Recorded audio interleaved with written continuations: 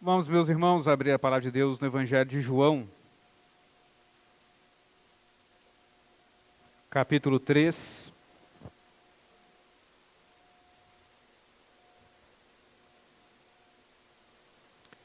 A partir do verso 22. Evangelho de João, capítulo 3, a partir do verso 22.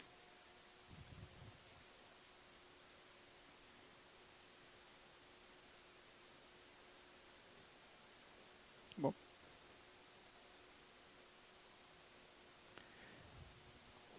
A palavra do Senhor nos diz assim: Depois disto, foi Jesus com seus discípulos para a terra da Judéia. Ali permaneceu com eles e batizava. Ora, João estava também batizando em Enom, perto de Salim, porque havia ali muitas águas, e para lá corria o povo e era batizado, pois João ainda não tinha sido encarcerado. Ora, entre os discípulos de João e um judeu, suscitou-se uma contenda com respeito à purificação. E foram ter com João e lhe disseram: Mestre, aquele que estava contigo além do Jordão, do qual tens dado testemunho, está batizando, e todos lhe saem ao encontro. Respondeu João: O homem não pode receber coisa alguma se do céu não lhe for dada. Vós mesmos sois testemunhas de que vos disse: Eu não sou o Cristo, mas fui enviado como seu precursor. O que tem a noiva é o noivo.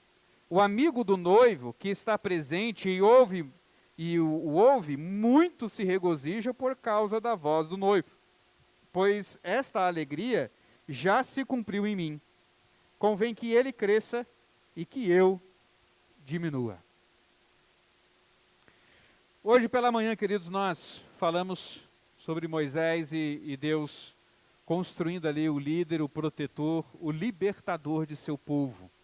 Esse é um tema importante dentro do livro do Êxodo, porque é justamente esse levantar de Moisés que nós temos ali cada vez mais clara a ideia de que Deus está apontando a história para Jesus, de modo que toda a história no Antigo Testamento ela é sempre contada na perspectiva de uma figura, de uma personagem que é central na aliança, que exerce certas tarefas ou certas ações sobre o povo de Deus, que tipificam, ou em alguma medida, apontam para aquilo que Cristo fará de uma forma perfeita, plena e de uma vez por todas.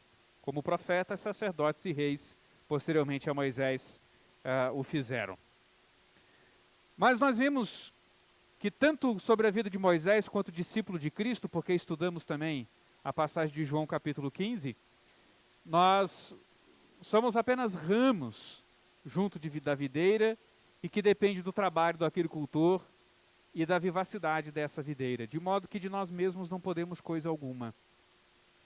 Essa é a grande realidade do discipulado cristão, essa é a grande realidade do cristão. Somos pessoas que reconhecem que não podem nada por si mesmos. Mas isso só fica claro, obviamente, quando nós temos diante de nós o fato de que a grande razão de existência do ser humano é o Senhor. Que o grande porquê da humanidade ter sido criada é para refletir o seu Criador. Por isso ele nos deu a sua imagem e a sua semelhança. Vocês já devem ter ouvido falar sobre isso. Somos feitos à imagem e semelhança de Deus. Talvez quando você olhe para mim isso fique um pouco mais claro. Ou não. Ou não fique. Talvez quando eu olhe para vocês isso fique mais claro. Em alguns momentos sim, e outros nem tanto. E esse fato de que às vezes sim, às vezes não, é justamente aquilo que demonstra que às vezes sim é a graça de Deus e às vezes não é o velho homem. Somos nós mesmos. Nós por nós mesmos não conseguimos. É por isso que nesse mês que nós vamos trabalhar um pouco mais sobre o testemunho cristão, eu quero que partamos dessa ideia, partamos dessa perspectiva e entendamos os fundamentos do testemunho cristão. Que é o que nós estamos vendo aqui na vida de João se fazer. É muito interessante termos esse testemunho aqui. Se você reparou bem, eu falei que nós iríamos ler o texto de João, né? Eu creio que muitos já pensaram, João 3,16, João 3,16, é logo o versículo que salta à mente, né? Mas não, mas o contexto está aí. A ideia do evangelista João em contar essas histórias, desse modo como ele contou, é que depois de demonstrar o testemunho de um homem que se recusava a ser visto com Cristo, foi ter com ele de noite, amando e fazendo as suas obras nas trevas, para que elas não fossem arguidas. E que ouviu do mestre, daquele que ele simplesmente entendeu que era um mestre, que ele jamais poderia ver o reino de Deus se não nascesse de novo. Que ele não era capaz de entender as coisas que ele estava falando, mesmo sendo mestre em Israel. Porque no fundo do fundo ele não cria em Jesus, porque se ele cresce e soubesse quem era Jesus, ele não teria ido de noite. E seria como todos aqueles que estavam crendo, todos aqueles que estavam verdadeiramente o esperando, fazendo o quê? Nascendo da água e do Espírito. A água era o sinal externo. A água era justamente o testemunho da pessoa dizendo, eu sei que está por vir o reino de Deus. E recebia o batismo de arrependimento de João Batista. E depois aqueles que, crendo em Jesus, recebiam o batismo de Jesus para a vida. Havia um significado, havia um fundamento diferente. E é por isso mesmo até que nós temos o costume de entender, quando uma pessoa vem de outra igreja, qual foi a ideia do batismo, porque a teologia do batismo define se você foi de fato batizado ou não. Costumo dizer que presbiterianos rebatizam pessoas. Nós não rebatizamos pessoas. Nós batizamos aqueles que pensavam serem batizados, mas que por uma teologia indevida, não foi bem o batismo que eles receberam. Você vê isso em Atos 19. Pessoas que receberam o batismo de João, depois receberam o batismo de Jesus. Se não importa a razão, se não importa a teologia, se não importa o conteúdo, para que rebatizá-los? Então o batismo ele é uma marca importante, ele é um testemunho importante. Então, João descreve um testemunho de João Batista. João, o evangelista, fala de João Batista em contraposição ao mau testemunho de Nicodemos. Alguém que não queria ser visto, que não queria receber o sinal das águas. Para alguém que não só aplicava o sinal das águas, mas alguém que constantemente em sua pregação, mesmo tendo muitas pessoas afluindo até ele, jamais tomou para si a glória, jamais tomou para si tudo aquilo que estava sendo feito. Então, quando nós olhamos esse testemunho, esse texto aqui sobre João Batista, nós conseguimos ver bons fundamentos para darmos o devido testemunho da pessoa de Jesus. É isso que eu quero trabalhar esse mês com vocês. Sermos melhores testemunhas de Cristo. Primeira coisa, João Batista reconhecia o seu lugar. João Batista sabia quem ele era. Houve ali uma dissensão, né? Jesus estava lá na Judéia, mais ao sul, e João Batista estava mais ao norte, ali da terra de Israel. Estava ali Enom e Salim, e Jesus estava mais próximo de Jerusalém, estava mais lá para baixo no reino do sul mesmo, onde era a região da Judéia. E ali levanta-se uma dissensão, porque Jesus estava batizando lá no sul, e João estava batizando lá no norte. E aí?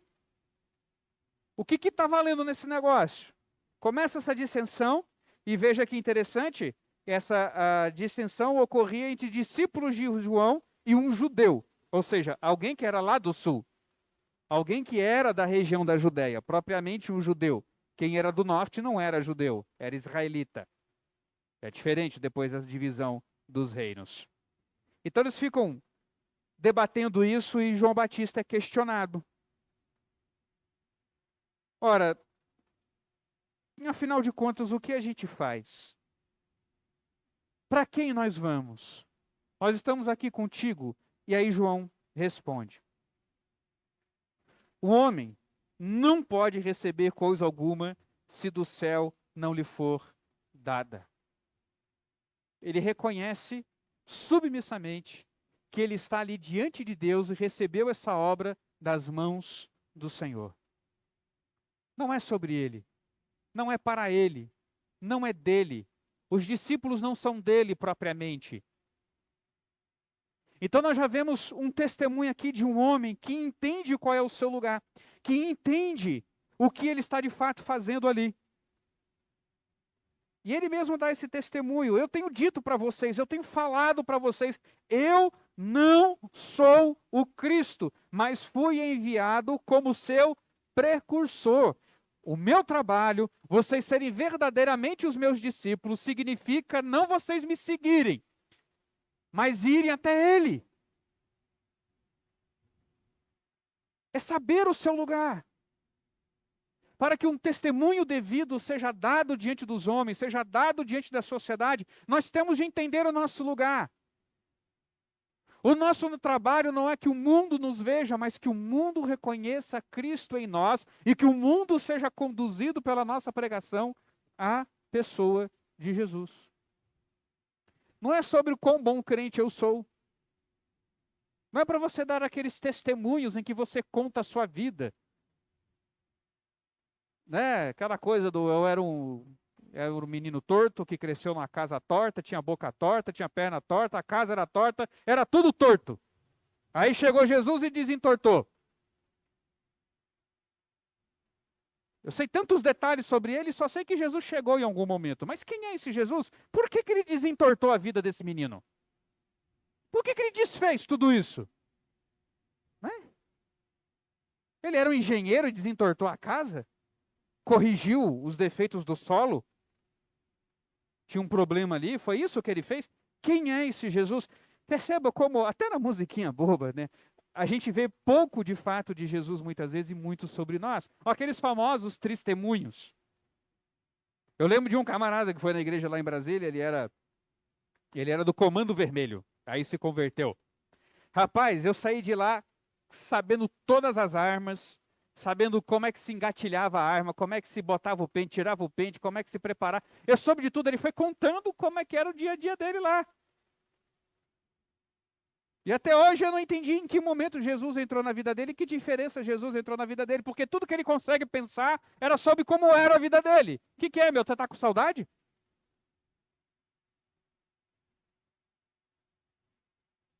Se reconhecermos o nosso lugar, nós vamos ficar mais impressionados com as pessoas de Jesus, até mesmo do que com os efeitos da obra dele sobre nossas vidas. Porque para fazer essa obra de transformação, para ressuscitar um morto espiritual, para dar vida eterna, ele não é qualquer um. Sim, é grande a obra de Deus em nossas vidas. Sim, é maravilhoso o que Deus faz em nossas vidas. Mas isso deveria nos fazer entender mais sobre quem é Jesus e não sobre nós mesmos.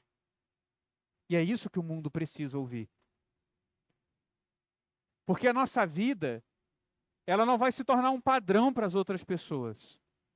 O que Deus fez sobre nossas vidas não vai ser igual ao que Ele vai fazer na vida de outras pessoas. A nossa própria confissão de fé diz que a obra de santificação que Deus faz em nossas vidas não é uniforme. Os crentes não seguem etapas idênticas e vão se santificando todo mundo igualzinho. Quantos anos você tem de convertido? Eu tenho 5 anos. Então quer dizer que você deve estar no nível 35 de santidade. Que joia, muito bom. Você, irmão, 10 anos, você deve estar no 125. Não é assim que acontece. As pessoas não vivem experiências iguais diante de Deus. Para que o seu testemunho seja sobre você, você precisa reconhecer o seu lugar e entender que é sobre a pessoa de Jesus. Veja o Salmo 131 que nós lemos durante a liturgia. Veja como o salmista Davi, sendo ele rei, sendo ele alguém colocado diante de Deus no poder, teve que se reduzir e se colocar em seu lugar. É um cântico de romagem, ou seja, o povo cantava isso indo para o culto, para o templo. O povo cantava isso para ir adorar ao Senhor em comunidade. E ele diz: Senhor, não é soberbo o meu coração, nem altivo o meu olhar. Não ando à procura de grandes coisas, nem de coisas maravilhosas demais para mim. Imagine só, você está indo para o culto. E você está dizendo que não está procurando coisas maravilhosas demais para você. No fundo, no fundo, o que você está dizendo para Deus é: Senhor, eu não quero que nada tire de diante dos meus olhos a sua grandeza. Porque se você vai ao culto, você está procurando algo maravilhoso. Mas não para você. Se você vai ao culto, você quer ver algo esplendoroso. Mas não é sobre você. E é aí que Davi se coloca no seu lugar. E é aí que nós vemos esse testemunho nesse servo, como nós vimos em João. Pelo contrário, ele fez calar e sossegar a sua alma, como a criança desmamada se aquieta nos braços de sua mãe. Como essa criança é minha alma para comigo. Ele se satisfaz no Senhor, como uma criança que se satisfaz no colo de sua mãe, que é onde ela é amamentada. Então ele está indo ao culto procurar receber do Senhor. Ele está indo ao culto não porque ele tem algo a entregar diante de Deus, porque nem mesmo as ofertas vinham das próprias pessoas, animais são criações do Senhor. O culto sempre foi uma entrega daquilo que pertence ao Senhor e não aquilo que é nosso. Então ele percebe que quando ele vai cultuar a Deus, ele está indo, na verdade, se satisfazer no Senhor, compreendendo que nada pode distraí-lo disso. Por isso espera Israel no Senhor desde agora e para sempre. Ele sabe seu lugar. Ele sabe o que ele deve buscar. Ele sabe o que ele deve procurar. Ele sabe que não é sobre ele, rei Davi. João sabia que não era sobre ele. Você sabe que isso aqui não é sobre você? Você sabe que o culto, você sabe que a igreja, você sabe que o nosso trabalho não é sobre você. Não é para lhe fazer sentir-se bem. Como eu já disse, eu não sou um cara muito agradável de se conversar. As pessoas não costumam sentir-se muito bem com as conversas comigo. Porque às vezes a gente precisa dizer algumas coisas. Às vezes a gente precisa ser honesto. Eu digo às vezes porque nem sempre as pessoas querem conversar. Mas sempre que vai conversar tem que ser honesto. E às vezes é ruim ouvir algumas coisas. Eu escuto também. Eu tenho minha conselheira bíblica. Chama Vanessa. E ela ainda é mais desagradável do que eu. Porque ela me conhece melhor do que eu conheço as pessoas que vêm falar comigo. Não é sobre nós. Não é para ser agradável. É para ser fiel ao Senhor. É sobre Ele. Então tudo que falamos, construímos, ensinamos, aconselhamos, todo modo como nós direcionamos a igreja, tudo que nós estamos fazendo aqui não é para que as pessoas saiam por aí dizendo: nossa, a igreja presbiteriana de Valinhos é a melhor igreja do mundo, pastor Ricardo é o melhor pregador, o seminarista é o segundo.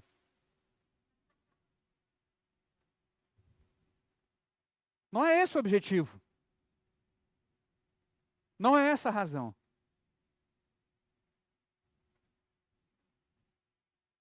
Eu não estou aqui fazendo discípulos de Ricardo. Eu não estou aqui para que as pessoas implementem uma teologia ricardiana, abandonem o calvinismo e vai para o ricardismo. Pelo amor de Deus, não faça isso. Continue com Calvino. Não é esse o objetivo. Não é sobre mim. Não é sobre você. Não era sobre João Batista. Se eu quero dar um bom testemunho cristão, eu tenho de reconhecer o meu lugar. Não estou buscando coisas maravilhosas demais para mim. Segundo aspecto interessante desse fundamento, ou segundo fundamento do testemunho cristão, é que esse testemunho ele reflete uma alegria na glória de Cristo. Veja que João lhe afirma: o que tem a noiva é o noivo, o amigo do noivo que está presente, e ouve, muito se regozija por causa da voz do noivo, pois esta alegria já se cumpriu em mim. As pessoas estão afluindo para Cristo Jesus. Queridos, reparem, entendam o que João está fazendo aqui, o que ele está plantando aqui é o fim do trabalho dele. É o fim do trabalho dele. Porque para que não houvesse mais dissensões, para que não houvesse mais concorrências, ele tinha de sair de cena. E isso alegrava o coração dele. Será que alegra o seu coração as pessoas não reconhecerem você, mas reconhecerem a Cristo? Será que alegra o seu coração as pessoas perceberem que aquilo que te fortalece, aquilo que te alegra é o Senhor e não as suas conquistas pessoais? Será que a glória do noivo é aquilo que alegra o seu coração? Será que alegra o seu coração quando você ouve uma palavra fielmente pregada? Será que alegra o seu coração quando a pessoa de Cristo é exaltada no culto? Será que alegra o seu coração quando as pessoas se rendem sabendo que necessitam de um Redentor como Cristo Jesus?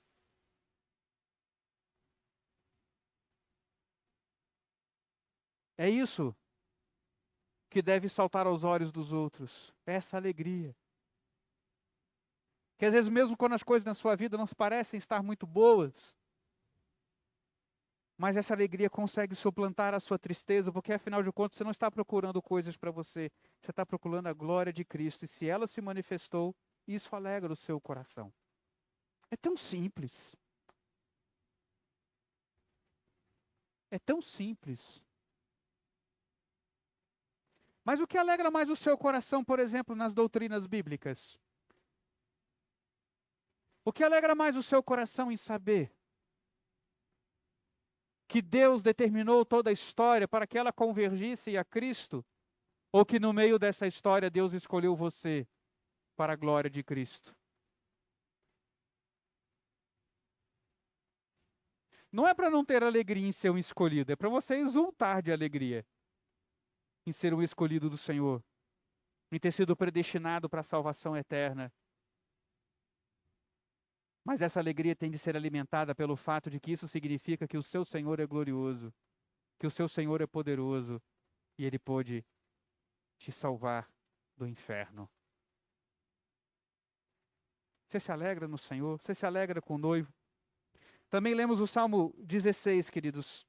E vimos o salmista também colocar o seu coração nas coisas de Deus, de modo que, não buscando as coisas para si, ele começasse a enxergar em Deus a sua grande porção. Guarda-me, ó Deus, porque em ti me refugio. Digo ao Senhor, tu és o meu Senhor, outro bem não possuo, senão a ti somente. Quanto aos santos que há na terra, são eles os notáveis, nos quais tenho todo o meu prazer. Muitas serão as penas dos que trocam o Senhor por outros deuses. Não oferecerei as suas libações de sangue, e os meus lábios não pronunciarão o seu nome. O Senhor é a porção da minha herança e o meu cálice. Tu és o arrimo da minha sorte. Enquanto Deus não for aquilo que você de fato busca, enquanto Deus não for objetivo da sua vida, a glória de Cristo não alegrará o seu coração. Entenda isso. Você só vai estar alegre quando todas as contas estiverem pagas. Você só vai estar alegre quando você passar o concurso. Você só estará alegre se você conseguir fazer aquela faculdade. Você só estará alegre quando determinadas coisas deste mundo se cumprirem na sua existência. Porque saber que Deus é glorioso, saber que Cristo já venceu, já nos tornou mais do que vitoriosos contra o pecado. Saber que Cristo já está exaltado nos céus, esperando o grande dia em que todo joelho se dobrará e toda língua confessará que Ele é o Senhor. Isso tudo para você só vai passar, não vai passar de verdades bíblicas, mas não alegrará o seu coração. Porque Deus não é o seu objetivo. Porque o Senhor não é a sua porção. E o seu testemunho será um testemunho falso. Ou um testemunho capenga. Por isso, alegre-se no Senhor. Regozije-se em Deus. Veja Paulo falando aos filipenses, preso na cadeia romana, E falando de alegria, alegrai-vos no Senhor, outra vez digo alegrai-vos. E por que ele era tão alegre? Porque ele via o corpo de Cristo se unindo para abençoá-lo, para ajudá-lo, para motivá-lo, para sustentá-lo.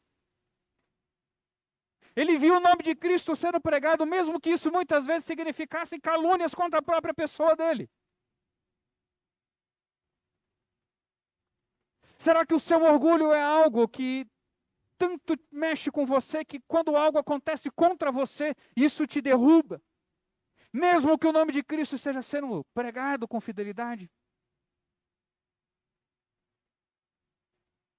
Será que você tem essa alegria no seu coração? O que me importa? O que importa o que pensam de mim? O que importa o que dizem de mim? Importa que o nome de Cristo esteja sendo pregado.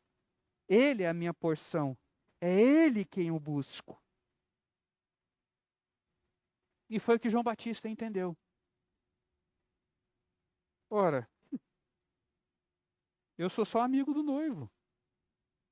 Eu não sou o noivo. Essa festa não é minha. A festa é dele. A igreja não é sobre mim. A igreja é sobre ele. A obra é sobre ele. A glória é dele. E por último, o fundamento do testemunho cristão é aquele que se deixa diminuir. Você sabe o seu lugar, você se alegra com a glória de Cristo e você se deixa diminuir. Convém que ele cresça e que eu diminua. É muito interessante a construção dessa frase. Porque a ideia de João é associar o crescimento de Cristo à sua diminuição, ou a diminuição dele ao crescimento de Cristo. A ideia de João está tendo é, quanto mais ele crescer, mais eu tenho que diminuir. Na verdade, aí a palavra é até colocada de uma forma passiva, em que ele está lhe sendo imposta essa diminuição. Ele está crescendo e eu vou diminuindo. Isso tem que ser natural. Ele se deixa diminuir, nós devemos nos deixar diminuir. Cada vez mais irmos desaparecendo, de modo que Cristo transpareça em nossa existência. Senão você não aprendeu o seu lugar, senão você não se alegra na glória de Cristo, ainda é sobre você. Você está conseguindo entender que o que João está fazendo aqui, na verdade, é colocar a cabeça dele a prêmio? Porque, em última instância, isso se cumpriu quando sua cabeça foi cortada. E já não tinha mais como seus discípulos continuar com ele. Deus o diminuiu até o tirar desse mundo. Usou a pecaminosidade do rei. Usou a pecaminosidade daquelas mulheres que pediram sua cabeça. Mas foi assim que ele diminuiu. Será que estamos dispostos a perder a cabeça? Vai, eu vou pegar mais leve com você. Será que nós estamos dispostos a perder a nossa personalidade? Você já parou para pensar? Nossas personalidades refletem muito nossas experiências, refletem muito o modo como nós interpretamos essas experiências, e em regras nossas interpretações não se fundamentam no que a palavra de Deus ensina. Já parou para pensar? Já parou para pensar que muitas vezes o ímpeto que você tem de, por exemplo, ser um cara que não leva desaforo para casa, isso reflete o seu pecado e não a pessoa de Jesus? Que muitas vezes esse seu jeito de ficar deixando as coisas para depois e não compreender que tem hora e lugar para todas as coisas, que você precisa encarar o seu tempo e o seu lugar e as suas oportunidades como providências que Deus trouxe sobre sua vida, que isso reflete a sua personalidade desregrada, ingrata. Vai, eu estou me descrevendo aqui.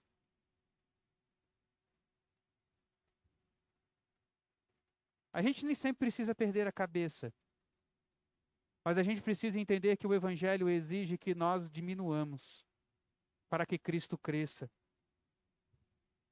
As pessoas precisam ver menos da Rose, do Marcinho, da Beatriz, do Dimas, do Walter, do Gabriel, da Ana, do Jonatas, da Andréia, do Antônio, da Carol, do Rogério, do Vitor. As pessoas precisam ver menos de nós e mais de Cristo. Por isso Paulo foi tão enfático em Gálatas, como nós vimos. Ele preocupado que aquela identidade judia, de que todas as coisas aconteciam sobre eles porque eles eram judeus, porque somos quem somos, temos o sangue que temos. Ele fala diretamente a eles: nós, judeus por natureza e não pecadores dentre os gentios, ou seja, nós somos pecadores dentre os judeus, não pecadores dentre os gentios. Sabendo, contudo, que o homem não é justificado por obras da lei, e sim mediante a fé em Cristo Jesus, também temos crido que em Cristo Jesus, para que fôssemos justificados pela fé em Cristo, e não por obras da lei, pois por obras da lei ninguém será justificado. Mas se procurando ser justificados em Cristo, fomos nós mesmos também achados pecadores, dá-se-á o caso de ser Cristo ministro do pecado?